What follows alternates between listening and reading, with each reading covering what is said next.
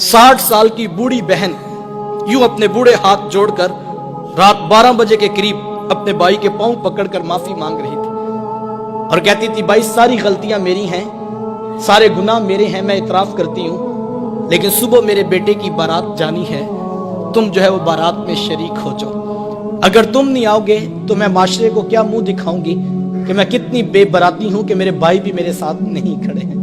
वो बूढ़े हाथ जोड़ जोड़ कर यूं माफिया मांगती थी और भाई बड़क मार के कहता कि मेरी बहनें मर गई हैं, मुझे किसी बहन की कोई जरूरत नहीं है। उसके जवान भाई साथ बेटे पास खड़े हैं और वो कहते, माँ कोई आता है तो ठीक है, कोई नहीं आता तो कोई परवाह नहीं, हमें कोई फर्क नहीं पड़ता, हमारी बारात सुबह धूमधाम से जाएगी। लेकिन वो कहती, बेटा तुम चुप रहो, ये मेरा और मेरे वीर का मामला है, मैंने भाई राजी करके जाना है, मैंने भाई राजी करके जाना है। उसने आखिरी हरबा सोच रखा था, जब नहीं ना मानेगा तो फिर मैं अपने सर की चादर उतार के उसके पांव पे डालूंगी, फिर तो उसका कलेजा पिघल जाएगा। लेकिन उसका आखिरी हरबा भी काम ना आया, फिर वो सर की चादर उतार कर पांव के साथ रगड़ती रही, लेकिन भाई का कलेजा नरम नहीं पड़ता था। फिर कितने बोझल कदमों से उसने भाई की दहलीज को छोड़ा, ये वो बहन ही जानती होगी। आज हम खुशियों में शरीक होने के भी रवादार नहीं रहे। मैंने कुल चेहलम की रोटी पर जो है वो भाइयों को लड़ते देखा है। एक कहता था कि ये मेरी बहन लगती थी, रोटी मैंने पकानी है, तो दूसरा कहता था नहीं नहीं ये मेरी बहन लगती थी, मैंने खाना पकाना है। साहिब मरने के बाद तो बरादरी को दिखाने के लिए रोटी पे लड़ रहे हो, जिंदा बहनों की कदर क्यों नहीं करते हो? किसी से पूछे, जनाब 4 साल हो गए बहन से नाराजगी है, वजह क्या है? तो वो कहता है, जनाब रिश्ता करते वक्त बहन ने मेरे से पूछा नहीं था। साहिब कौन ससुराल में कहता है जा जाके मेके से पूछ के हम पुत्र ब्याने लगे हैं, तुम्हारी क्या राय है?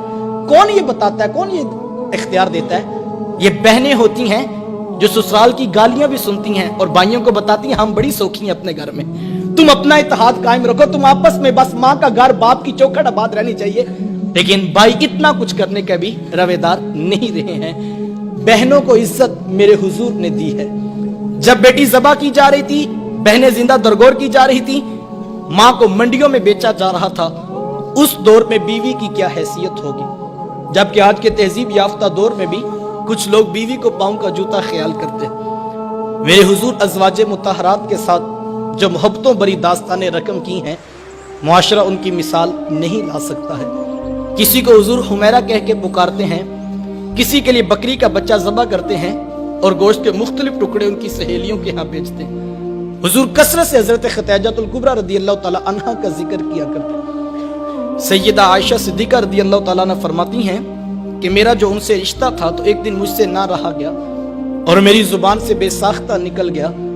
हुजूर अल्लाह ने आपको बेहतर अज़वाज अता कर दी हैं और आप अभी तक उस बूढ़ी औरत का जिक्र नहीं छोड़ते हैं।